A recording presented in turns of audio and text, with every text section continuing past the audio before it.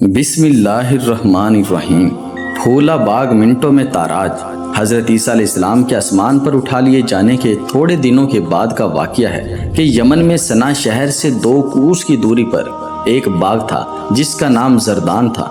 اس باغ کا مالک بہت ہی نیک نفس اور سخی آدمی تھا۔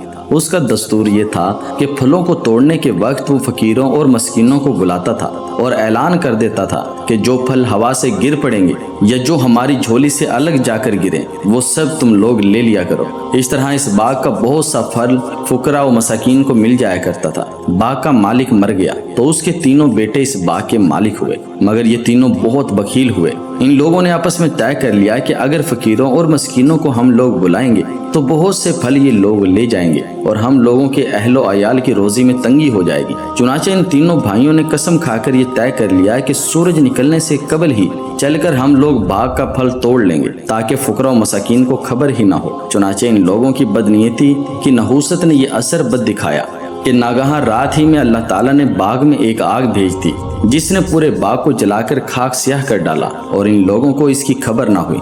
یہ لوگ اپنے منصوبے کے مطابق رات کے آخری حصے میں نہایت خاموشی کے ساتھ پھل توڑنے کے لیے روانہ ہو گئے اور راستے میں چپکے چپکے باتیں کرتے تھے تاکہ فقیروں اور مسکینوں کو خبر نہ مل جائے۔ لیکن یہ لوگ جب باغ کے پاس پہنچے تو وہاں جلے ہوئے درختوں کو دیکھ کر حیران رہ گئے۔ چنانچہ ایک بول پڑا کہ ہم لوگ راستہ بھول کر کسی اور جگہ چلے آئے ہیں، مگر ان میں سے جو بانسبت دوسرے بھائیوں کے کچھ نیک نفس تھا اس نے کہا کہ ہم راستہ نہیں بھولے بلکہ اللہ تعالیٰ نے ہم لوگوں کو پھلوں سے محروم کر دیا ہے، لہٰذا تم لوگ خدا کی تسبیح پڑھو۔ تو ان سبوں نے یہ پڑھنا شروع کر دیا، یعنی ہمارے رب کے لیے پاکی ہے، ہم لوگ یقیناً ظالم ہیں کہ ہم نے فقراء و مساکین کا حق مار لیا۔ پھر وہ تینوں بھائی ایک دوسرے کو ملامت کرنے لگے اور آخر میں یہ کہنے لگے کہ ترجمہ کنز الایمان، امید ہے ہمیں ہمارا رب اس سے بہتر بدل دے، ہم اپنے رب کی طرف رغبت لاتے ہیں۔ حضرت عبداللہ بن مسعود رضی اللہ تعالی عنہ نے فرمایا، ان لوگوں نے سچے دل سے توبہ کر لی تو اللہ تعالیٰ نے ان لوگوں کی توبہ قبول فرما لی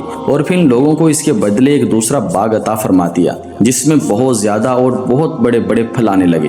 اس باغ کا نام حیوان تھا اور اس میں ایک انگور اتنا بڑا ہوتا تھا کہ اس کا ایک کوشہ ایک کھچر کا بوجھ ہو جایا کرتا تھا۔ ابو خالد یمانی کا بیان ہے کہ میں اس باغ میں گیا تھا تو میں نے دیکھا کہ اس باغ میں انگوروں کے خوشے حبشی آدمی کے قد کے برابر بڑے تھے۔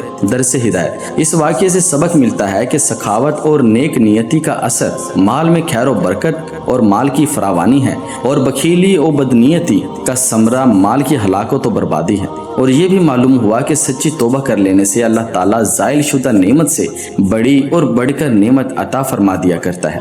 اللہ تعالیٰ عمل کی توفیق عطا فرمائے۔